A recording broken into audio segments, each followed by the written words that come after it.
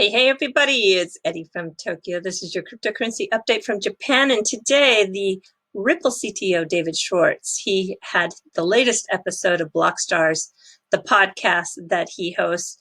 And he talks to the London-based Keyless founders. They're doing something very interesting to keep your crypto assets secure and with privacy. They're using biometrics. So that is with facial recognition, voice, iris, fingerprint, and it's all very interesting that it doesn't trade off convenience. So it is still creating a solution that doesn't create a lot of friction. And on their website, you can see keyless.io. You can find the Ripple logo. And that is because Ripple participated in their 2.2 round of funding back in October with their arm Spring. And so the big question maybe some people might have is, will they incorporate this technology into PolySign? PolySign is the custodial site for financial institutions that's going to be able to allow them in a very interesting way to fully leverage their digital assets. So maybe, because custody is at the core of this site and they are touting some groundbreaking security. So it's possible they might. By the way, the word poly in PolySign, in my opinion, is connected to the Advanced Private Information Retrieval, PIR, in cryptography that from the MIT lab and the IBM Zurich Research Lab back in 1999, there were three gentlemen, Kachin, Micali, and Stadler, that achieved polylogarithmic communication complexity. And that was a real breakthrough in crypto security. And then you add biometrics to that, as did four scholars from ENS, the most prestigious graduate school in Paris, did a few years later. And now you have this keyless solution. So it is groundbreaking. And if keeping, using, and transferring digital assets can really be easy and secure, then adoption is a reality.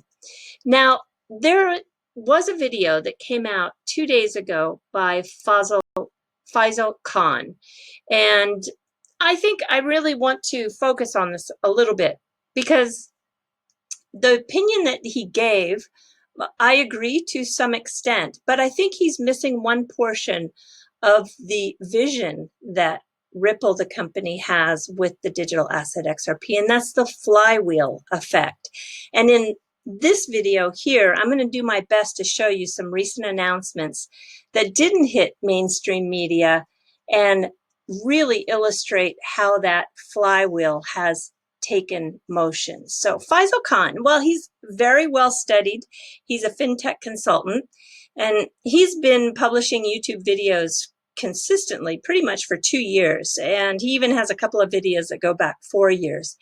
And yet he made some waves on Twitter regarding his interaction with what he calls XRP fanboys, and made his opinion clear that XRP and Ripplenet would not be the only solution out there. So he obviously gets a little bit irritated with people who have what he says is this tunnel vision. Let me just play this quick portion of his video where he talks about that. No connection, 11 of them, and they're all telling me how Ripple is going to be the savior, XRP is going to be the savior, etc. And having no a priori information, I asked them, all 11 of them, and only 7 responded, and out of the 7, 5 had no idea what even FATF was. And they have no idea what the guidelines are. They're so, let's use the word, and I use it in a polite manner, so please do not be offended. Let's say the word XRP fanboy or Ripple fanboy. So these fanboys are they have a tunnel vision. They refuse to look at anything outside that thing. And they keep referring me to videos, and many of them told me about video links, and I went and I watched them because it would be injustice on my part not to listen to what they had to say. So I said, okay, cool, I want to learn. I can't know everything. So I looked at the videos that they watched. And they are again being produced by people who have no a priori information about the cross-border payments network, who have no understanding. They're just using, very cool images and documentary style, the videos, etc., that they're making. But what they're saying is utter garbage, literally garbage. So that's how he feels about that. Yeah, I think if we go back to 2018, Faisal actually hosted Brad Garlinghouse, the CEO of Ripple, at Money 2020. And in part of their conversation, they really cover on the fact that ILP can connect all these different ledgers that are out there seamlessly with successful tests that have actually gone through even 7 ledgers at the same time. So I know Faisal knows the potential of Ripplenet technology, and I think he does get the correspondent banking model with the Nostro Vostro accounts, which is in the decline, and the global cross-border payments are on the increase. And the fact that XRP can eliminate that Nostro Vostro tied up capital and turn that capital into working capital, I know he gets it. But I think this portion of the conversation is really interesting and worth listening to. So here you go. And talking about working with the system, you will not be, and I think you're cognizant that you will not be the only network out there, and there are other networks, who are doing fantastic jobs and will. Absolutely. How will you all work together? Well, that goes back to the interoperability discussion we were having earlier. I think some would like to believe in a world where everyone adopts one ledger, and every transaction is happening through that one open ledger. I don't think that's going to exist, and I think that we'll have a multitude of different kinds of ledgers, securities ledgers. That's where your ILP comes in. That's exactly right. And that's how I think we truly deliver an internet of value. We have a minute. Maybe you want to explain what ILP is. So ILP stands for Interledger Protocol.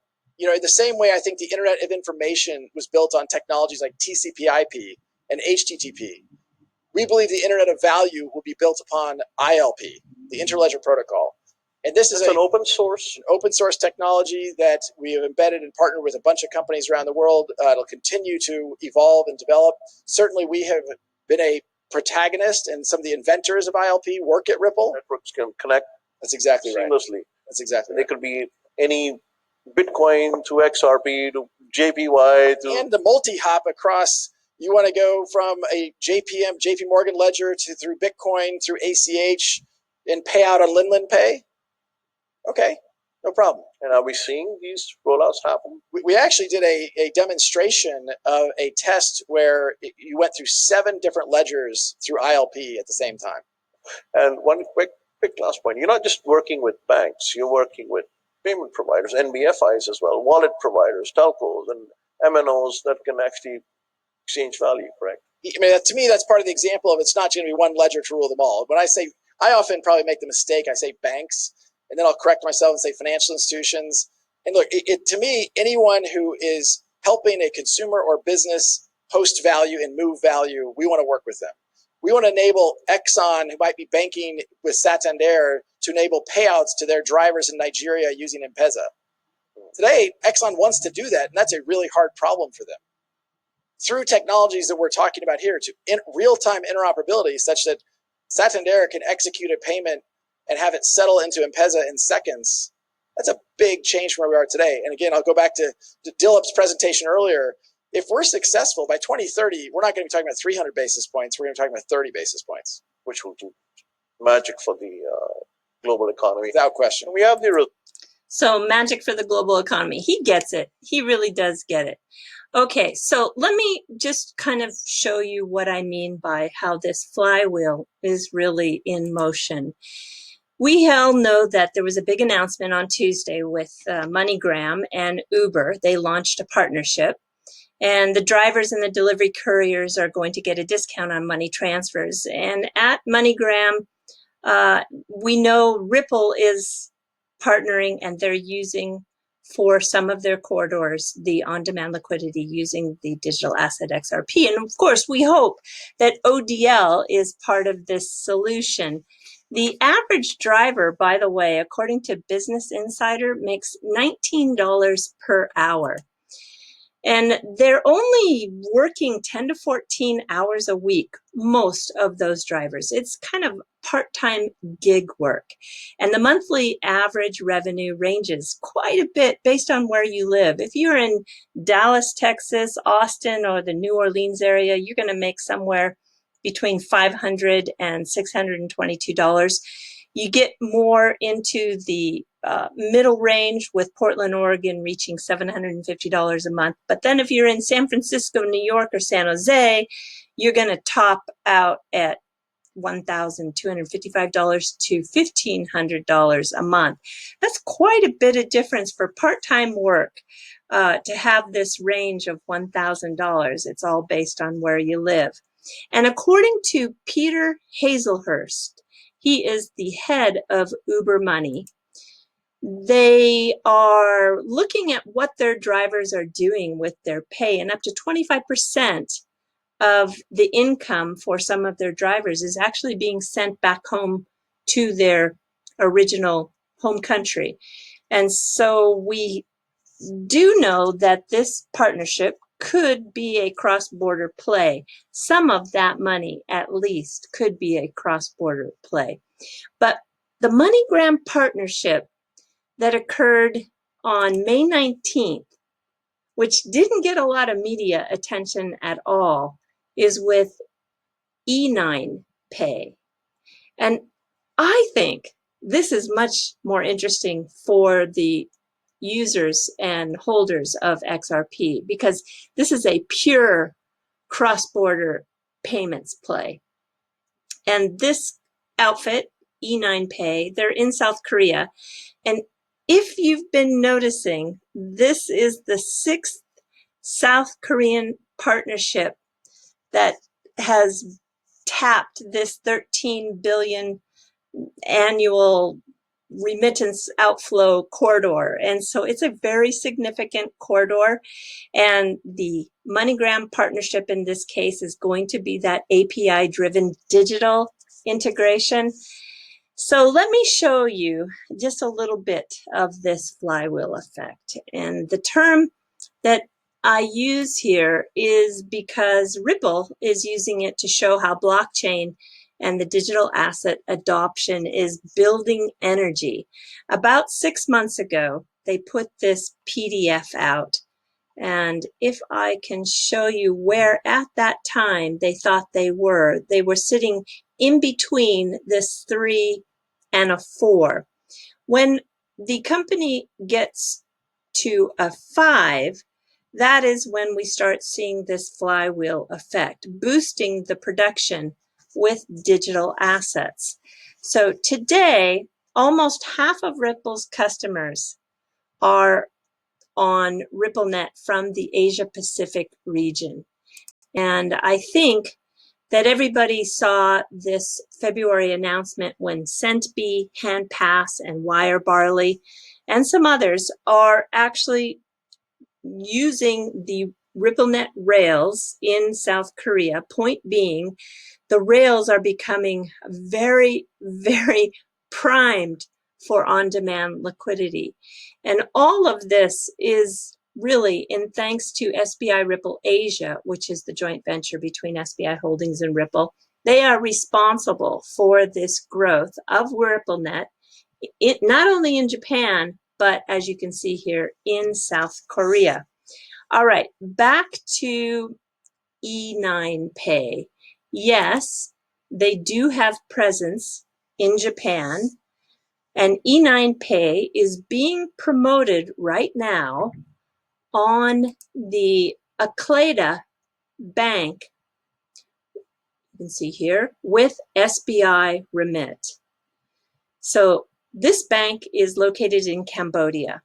And Cambodia, as you can see from the graphic, is receiving remittances from Japan and also from South Korea. Now, why would they be featuring this as a pop-up ad when you first come on to this Cambodian bank? It's because on the 15th of May, SBI Remit tied up business with ACLEDA Bank. for remittances. And SBI Remit is the remittance service, which is one of the group companies of SBI Holdings Japan. And they are the driving force behind SBI Ripple Asia in cooperation with MoneyGram remittance service. So you can see that these rails and these partnerships in the region of the world where Ripplenet is really having some success is taking place. And just by the way, the ACLEDA Bank is the kingdom's largest locally owned bank, and it IPO'd on Monday, the first ever bank listed on the exchange. So it's a bank that's healthy and profitable, and I think the flywheel has been put in place and is set in motion. So Faisal, don't worry, there are plenty of fintech professionals like yourself that are Ripple fanboys who understand that remittances is just one of the ways XRP is going to be utilized. And having that utilization is going to have a significant impact on the supply. And we all know what that impact can mean. All right, I am jumping to the fluff, everyone.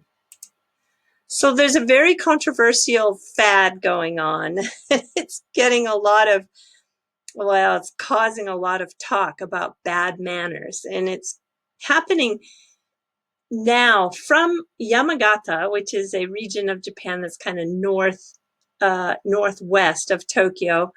But it's starting to spread. And this is where people are turning their bowls over when they're done with their ramen. Now, why did this start? It's because it goes back to the Yamabushi. And they are in the Yamagata area since what, the 8th or 9th century? And they're known to never let a grain of rice go to waste. And turning your bowl over shows that you adhere to this thinking, that you never waste even a drop of food. So I'm not suggesting you do this. No, I'm not. What I'm suggesting, though, is if you do come to Japan, you might want to check out this region of Yamagata. And since the Edo period in the 1600s, there have been pilgrimages to this part of the mountains. It's a route that has been believed to provide really good health. And now in modern day Japan, yeah, many take on the life of one of these mountain monks for a day hike or for an overnight stay or even a 3-night and 4-day rigorous training that includes the daily rituals, including eating the vegan meals. This is a typical meal that would be served. It's very humble, but you can experience this authentic Yamabushi lifestyle and get back to nature over the mountains, through the forests, across the rivers, and even under freezing cold waterfalls. And the master Hoshino, he is there with a 13th generation Yamabushi. He'll guide your experience. And there's actually a young gentleman from New Zealand who has also been certified Yamabushi. He is there. So that is why this place is also been able to expand its experience out to the foreigners who visit, because they are able to have the omotanashi, the hospitality of foreigners with the use of English, no problem. And if you go to the media section of this site, which I'll put down in the description below, it has some of the best videos to describe this mountain escape, and also a lot of great links to articles that have been written. It's really fascinating. All right, everybody, do take care. Sayonara for now. Bye-bye.